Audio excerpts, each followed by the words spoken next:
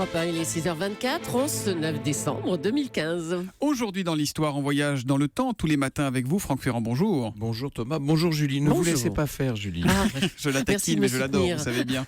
Dites-nous à quel 9 décembre nous allons ce matin, Franck. Le 9 décembre 1893, à la Chambre des députés, ce jour-là, vers 16h, un homme lance une bombe dans l'hémicycle.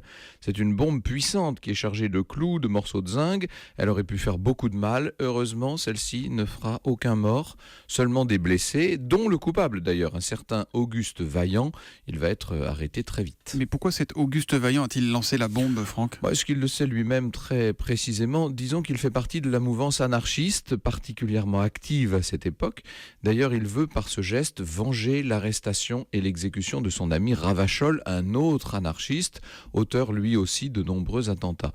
Mais en visant l'hémicycle, Auguste Vaillant s'en prend d'abord à la bourgeoisie. C'est en tout cas ce qu'il veut faire. C'est ça dans son esprit. Cette bourgeoisie responsable selon lui de la misère dont souffrent les pauvres gens. À son procès, il accusera, je cite, « cette société maudite où l'on peut voir un homme dépenser inutilement de quoi nourrir des milliers de familles, société infâme qui permet à quelques individus d'accaparer la richesse sociale ». Il précisera cependant qu'il ne voulait tuer personne et ne faire que des blessés. Mettre une bombe sans vouloir tuer, c'est quand même original. J'imagine qu'il écope quand même d'une lourde peine, C'est le Vaillant. moins qu'on puisse dire, la peine de mort. Il est guillotiné le 5 février 1894 et son exécution va donner lieu à une nouvelle vague d'attentats, dont l'assassinat du président Carnot à Lyon par Caserio. Une série de lois d'exception, qu'on appelle les lois scélérates, vont être votées à l'initiative du parlementaire futur président Jean-Casimir Perrier. Interdiction de certains journaux, autorisation des arrestations préventives, etc. Ah oui.